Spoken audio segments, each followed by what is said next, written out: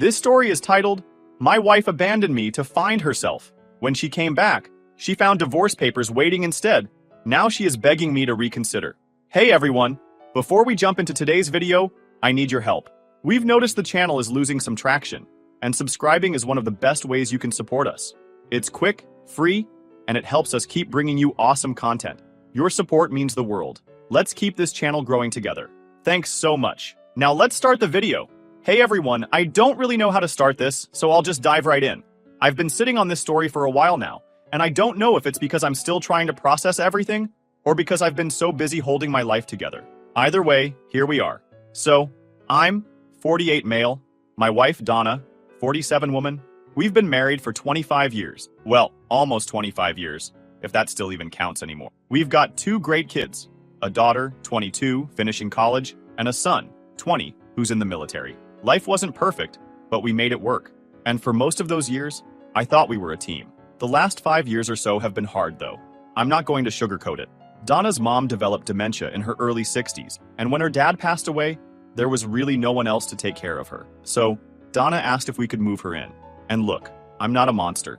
I didn't love the idea, but I knew how important it was to her, and I agreed. What I didn't realize back then was how much it would take out of both of us. Anyone who's cared for someone with dementia knows exactly what I'm talking about. The days become this endless loop of helping, reminding, and cleaning up messes. Just imagine you're constantly exhausted, watching someone you care about slip away a little more every day. Donna took it the hardest. She was constantly stressed, worrying about her mom, and worrying that she'd end up the same way. During COVID, it was like we were trapped in a bubble of stress. Both of us worked from home, so there was no escaping it. Her mom would wander around the house, forgetting where she was, or she'd get upset over something small and completely lose it. Donna would cry at night sometimes, telling me she didn't think she could handle it anymore, and I'd sit there and tell her we were in it together. When her mom finally moved into a memory care facility earlier this year, I thought, okay, we've made it through the worst of it. Things are going to get better now. But the damage was already done. Donna wasn't the same. She felt guilty for putting her mom in another home. She told me she felt like time was slipping away from her, like she didn't have long before dementia got her too. I tried to reassure her, but nothing I said ever seemed to land.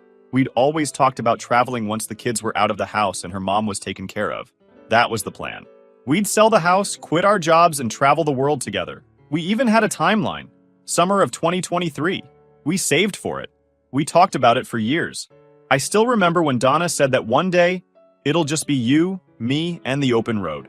She talked about driving through small towns, staying in little bed and breakfasts, and waking up without a plan. We'd sit for hours, imagining places we'd go. Greece, Italy, the Grand Canyon. She'd get this look on her face like she could already see it, and I believed her. I thought it was something we were both looking forward to. I thought we were both still on the same page. Then, one day, I came home from running some errands, and saw something sitting on the kitchen table. A letter. I didn't think much of it at first. I figured it was some mail she left out for me. But when I opened it, my stomach dropped. It said, I'm sorry. I need to find myself. I love you, but I can't keep living like this. Please try to understand. I'll be back when I'm ready. I can't even describe what it felt like reading that. I actually stood there for a minute, holding the note, trying to process it. Like, I couldn't understand the words I was seeing. She left, just like that. No fight. No warning, no discussion, just gone. I looked around the house, and that's when I started processing things. Half her clothes were gone. Some of her favorite things were missing. It wasn't like she'd gone to stay with a friend for a weekend. She left. I tried calling her, straight to voicemail. I texted her too, asking where she was, asking if she was okay. No response. My brain went into panic mode, running through every possibility. Did something happen? Was she safe? Then I checked our bank accounts. That's when I saw it. She'd taken most of our savings. It wasn't just her money. It was our money. Money we'd saved for years for that trip we were supposed to take together. I can't even tell you what I felt seeing that number. Shock, anger, betrayal. Like every emotion just hit me at once. For the next couple of days, I couldn't focus on anything. I kept trying to reach her, but it was like she disappeared off the face of the earth. Then, a week later, my daughter was pacing around the kitchen, phone in hand, shaking her head like she couldn't believe what she was looking at. Dad, she looks happy. How does she look happy? She turned her phone to me, showing the picture of Donna, laughing with a bunch of strangers. There was Donna, sitting on a beach somewhere, sunglasses on, surrounded by people I didn't recognize, total strangers, not a single familiar face. I remember staring at their fake smiles and thinking, who are these people? Like, how do you just up and join a group of randoms when you've got a whole family at home? The caption read, "Cheers to freedom, new beginnings, and finding happiness." I don't know what kind of freedom she thought she was celebrating, but it sure as hell wasn't mine. Does she not care about us at all? My daughter asked, her voice cracking. I didn't know how to answer. What was I supposed to say? That the woman who raised her, who sat at her soccer games, who hugged her through every heartbreak, had just up and left? I put my hand on her shoulder and said, I don't know, kiddo. I wish I had an answer. She didn't cry. Instead, she muttered, I don't even know who she is anymore, before walking back to her room and slamming the door. That hit me harder than anything. Seeing my daughter, who used to idolize her mom, look at her like she was a stranger. It wasn't just the money. It was the fact that she chose to leave. She didn't just walk out on me. She walked out on her family, on the life we built together for 25 years. She didn't even care how this would affect our kids. And she didn't care that I was the one left picking up the pieces. For days, I kept staring at my phone, waiting for a text, a call, something. But it never came. And that's when I started to realize something that stuck with me ever since. Donna didn't leave because of me. She left because she doesn't want to be responsible anymore. And that's when the real mess started. The next couple of days were chaos. I checked every joint account we had and realized she'd been planning this for a while. It seems that she planned carefully for our trip that turned out to be hers. She drained nearly all of our shared savings, money we'd been putting aside for years. Our future, poof, gone. I tried calling her again, straight to voicemail. I sent texts, nothing. It was like she disappeared. My daughter, who was still in college at the time, tried reaching out too. She got one text back. Donna said, I love you, but I need this. You'll understand when you're older. Tell your brother I'm okay. Understand? Understand what? That my wife just quit her life and family so she could play single and free? Yeah, no. It got worse when Donna started posting more on Instagram. She wasn't just at some random beach. There were cruises, nights out at clubs, dinners at fancy restaurants. Stuff that we were supposed to do together. In every picture, she was surrounded by this group of people who clearly had zero responsibility. I don't know how she found them. Were they some old friends I'd never met? Some online group? All I knew was she looked like she was having the time of her life. The captions were even worse. Stuff like, you only get one life. Don't waste it. Thankful for friends who lift you up. Lift you up? Where were they when we were dealing with her mom? Where were they when she was crying at night, worried she'd end up with dementia? I guess those friends are only fun when you've got money to spend and nothing tying you down. But there's one post that made me lose my shit, she actually said. Grateful for my amazing husband, who understands and supports me through this journey. I wanted to throw my phone across the room. I wasn't supporting anything. I didn't even know where she was. It was like she was trying to paint this picture where I was just smiling at home, waving her off like this was all part of some big plan. Meanwhile, I was scrambling to figure out how to pay the bills she left me with. The mortgage was due. The car payments were due. The utilities didn't care that my wife ran off with most of our money. I'd always been careful with finances, but I never expected I'd have to run this household on my own, with zero warning. After a few weeks, I started to see the bigger picture. Donna didn't just find herself. She was running away from the life we built, from the hard parts, from the responsibilities. I thought we'd been a team through all of this, but now I realized she'd been stewing in resentment for years, and instead of talking to me like an adult, she bolted. I sat down with my kids to explain everything. I didn't want them to hear my side through bitterness, but I also wasn't going to lie for her. My son, who's stationed across the country, was pissed. I could hear it in his voice. He actually called me before, his voice tight with frustration. Dad, what the hell is going on? I just got a text from Mom, and she's acting like everything's fine. She sent me a picture of a damn sunset and wrote, "Hope you're doing well, miss you." Miss me? What does that even mean? He paused, and I could hear him take a breath to calm down. Dad, she doesn't get to pretend like this isn't a big deal. She doesn't get to send me pictures of sunsets like nothing's wrong. You're right, I told him. She doesn't. So has she talked to you? Given you a real reason? I wanted to say something that would ease his anger, but there wasn't anything to say. No, I admitted. She left a note, took the money, and disappeared. I don't get it, Dad. How do you do that? How do you just leave your family like that? I don't know, son, I replied, trying to keep my own voice steady. I don't know. And my daughter, though, she just kept shaking her head, scrolling through her mom's Instagram like she couldn't believe what she was seeing. Dad, this isn't normal, she said. Mom's acting like she's 25, running around with these people. I didn't say it out loud, but I was thinking the same thing. Donna looked younger than she was. And she'd always been kind of obsessed with staying that way. She took care of herself, worked out, always put effort into looking good. I used to admire that about her. Now, though, it just seemed like she wanted to erase the life we'd spent decades building. The irresponsibility of it all blew my mind. Here's a woman who spent years complaining that we couldn't do this or that because we had too many responsibilities. And now she was just throwing it all out the window. Like the rest of us were still here, living in the same reality she decided to bail on. It's not like I expected her to act like a martyr, but I also didn't think she'd just abandon us. That's the part I couldn't wrap my head around. She'd always been the organized one, the planner, and yet she left everything behind without thinking twice. The thing that really got me, though? She was texting our daughter every few days with things like, "I miss you. I just need time. I'll come back when I'm ready." Like she was off on some spiritual retreat, not living it up with her new group of friends in Bali or wherever she'd ended up. Ready for what, though? To come home and pretend nothing happened? She really believed that after all this, she could just waltz back into our lives like we'd been waiting for her return. That's when the anger started to settle in. At first, I was too shocked to feel anything but confused, but now I was starting to see Donna for what she was doing. She wasn't just lost or confused, she was being selfish, plain and simple. And if she thought I'd sit here forever, waiting for her to figure herself out, she was dead wrong. After a month of watching my wife live it up on social media like some influencer on a permanent vacation, I finally started to accept the reality of it. What really got under my skin wasn't just that she'd left, it was how shameless she was about it.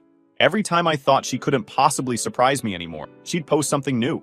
It's one thing to leave, but it's another to make it look like you're a free spirit just living your truth, while your husband's at home drowning in bills and your kids don't even know what to think. One day, she posted a video on her story. It was a bunch of her women and some men friends.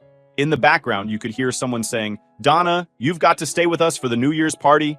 And she said, "Oh, I'm not going anywhere. I'm free now." Free. That word again. Like she'd been shackled to something for 25 years instead of being part of a marriage, raising kids, building a life. It made my blood boil. I vented to a couple of close friends, and they all said the same thing. You need to talk to a lawyer. The thing was, I'd already done that. I sat down with my lawyer the week after Donna left. She told me that legally there wasn't much I could do yet, because technically, she hadn't abandoned anything but me.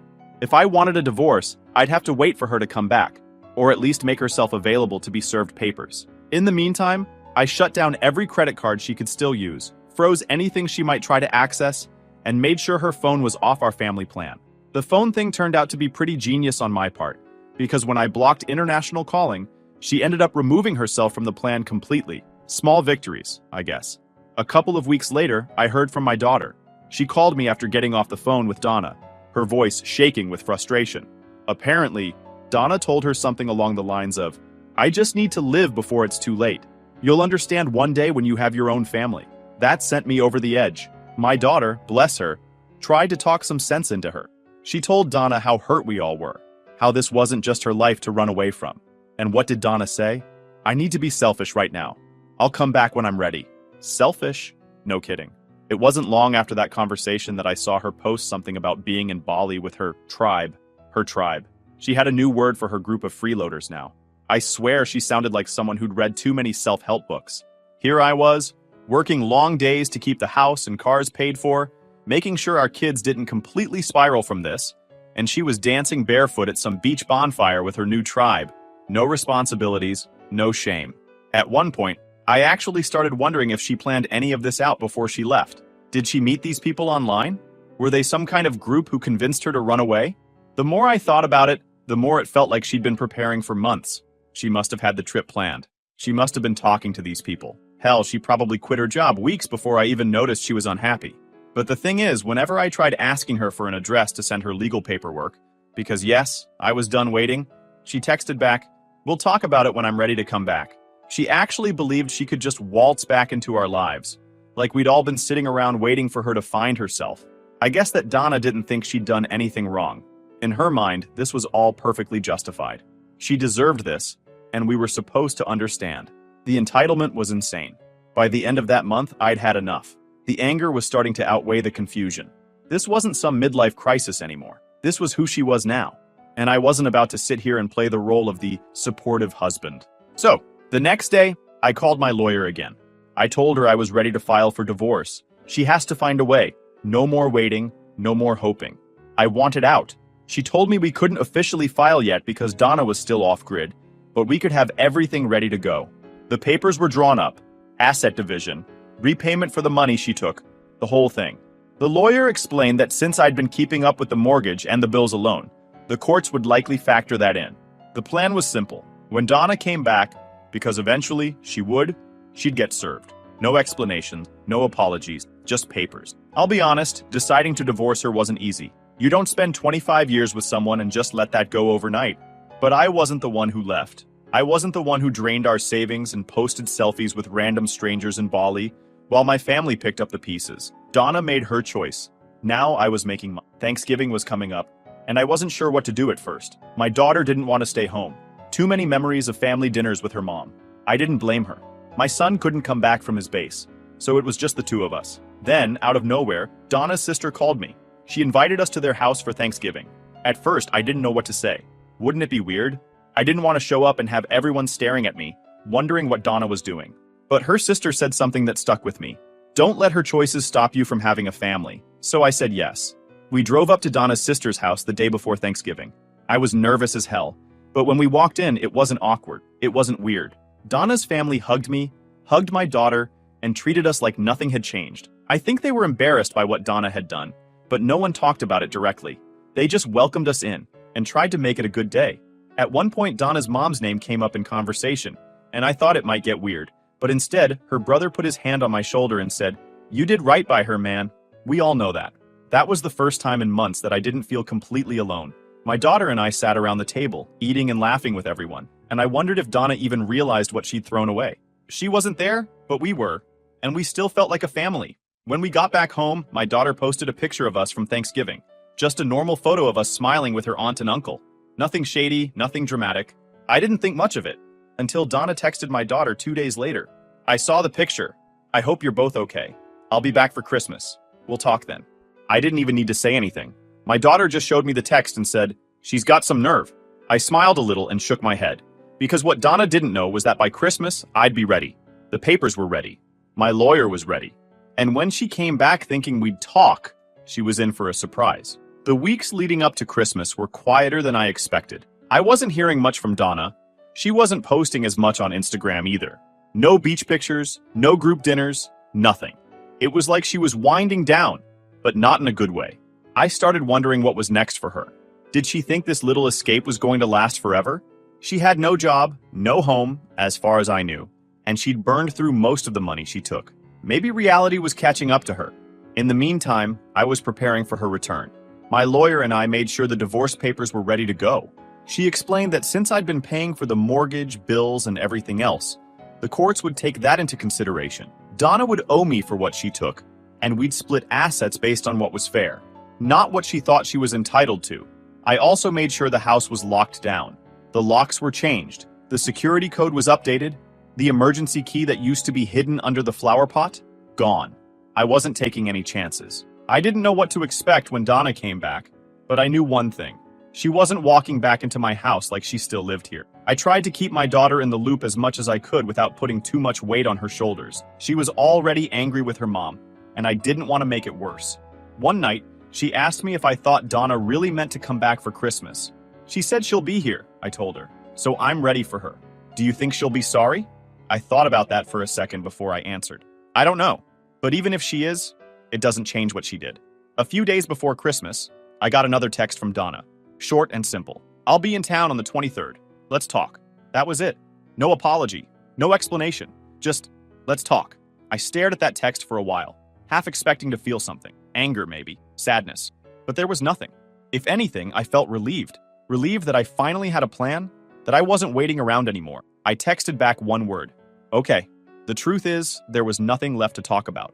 Donna didn't understand that yet, but she would. When she showed up on my doorstep thinking we were going to have some long, emotional conversation, I'd be handing her the divorce papers. Christmas was going to be different this year, but I was ready for it. On the 23rd, I cleaned up the house, made sure everything was in order, and sat down to wait. My daughter was at her friend's place for the night, which was probably for the best. I didn't want her to see what was about to go down. When I finally heard the doorbell ring, my heart was pounding, but I kept my face calm. I opened the door, and there she was, Donna. Standing there like nothing had changed. She looked good, of course. She always did. But there was something in her eyes, like maybe she was expecting me to be happy to see her. I didn't say anything at first. I just looked at her. "Hi," she said, smiling a little, like this was just another day. I didn't smile back. I reached behind me, grabbed the manila envelope off the table, and handed it to her. "What's this?" she asked, her smile fading. "Divorce papers," I said. Donna blinked like she hadn't heard me right. "What? Why?" I looked her dead in the eyes and said, "You left. You made your choice. This is mine." And just like that, the conversation was over. She stood there frozen. I don't know what she expected when she showed up, but it definitely wasn't that. For a second, I thought she might start crying, but instead she looked at the envelope in her hands and said, "You didn't have to do this." That one line almost made me lose it. "I didn't have to?" I repeated. "You left. You took our savings, ran off with strangers, and acted like I was fine with it. You're the one who did this, Donna, not me." She opened her mouth like she was going to argue, but then she stopped. For the first time in months, I think she realized how far gone everything was. She stepped back a little, like she couldn't decide if she wanted to come in or leave. "Can I come inside?" she finally asked, her voice quieter now. "No," I said. I wasn't rude about it. I wasn't yelling or being dramatic. I was just done. Done letting her make the rules. Done letting her walk in and out of my life like nothing happened. For a moment, we just stood there, her on the porch and me in the doorway. She looked around like she was taking in the house, the yard, the home she'd abandoned. I wondered what was going through her mind. Was she regretting it? Was she embarrassed? Did she even care? "Can we at least talk?" she asked. "Please?" I sighed, feeling more tired than angry. "There's nothing left to talk about, Donna. The papers say everything you need to know." She stared at me for another moment, then looked down at the envelope again. Without another word, she turned and walked back to her car. I watched her drive away. Christmas Eve was quiet. My daughter came home, and we spent the night watching movies and wrapping a few gifts. I didn't bring up Donna, and neither did she. We were both tired of talking about it. At one point, my daughter asked me, "Do you think Mom's going to sign the papers?" "I don't know," I said honestly. "But either way, we're moving forward." Donna was gone. Maybe she'd been gone long before she physically left. Maybe the woman I married was already slipping away, 1 year at a time, while I was too busy holding everything together to notice. Either way, she wasn't coming back. Not really. And that was okay. The following weeks were all about tying up loose ends. My lawyer let me know that we could move forward with the divorce even if Donna refused to cooperate. I didn't expect her to fight it, though. She'd been too busy chasing sunsets and vague ideas of freedom to care about what came next. By mid-January, Donna finally signed the papers. No message, no explanation, just her signature at the bottom of the page. When my lawyer called to tell me it was done, I didn't feel the relief I thought I would. It wasn't some big moment where I threw my fists in the air and celebrated. It just felt like closing a door that had been cracked open for too long. I hope she finds whatever it is she thinks she's chasing. I really do, but it won't be with me. It's been a few months now, and life feels steady. The house is quieter, but in a good way. I ended up selling it, downsized to a smaller place that doesn't feel so empty. I started seeing friends again, picked up a few hobbies I'd let fall to the side over the years. My kids are doing okay too. My daughter's about to graduate, and my son's thriving in the military. We've all settled into this new reality, and honestly, it's better than I expected. Looking back, I don't regret the years I spent with Donna. I don't regret the sacrifices, the hard times, or even the good ones. What I regret is letting myself believe I had to hold it all together on my own, that I had to wait for her to decide she was done finding herself to get my life back. I didn't, and I'm finally starting to see that. So, to anyone out there dealing with something similar, waiting for someone who's already made their choice, let me tell you this: you don't have to wait. You don't have to hold on to something that's already gone. Sometimes letting go is the best thing you can do. And for me, that's exactly what I did. Thanks for reading until the very end.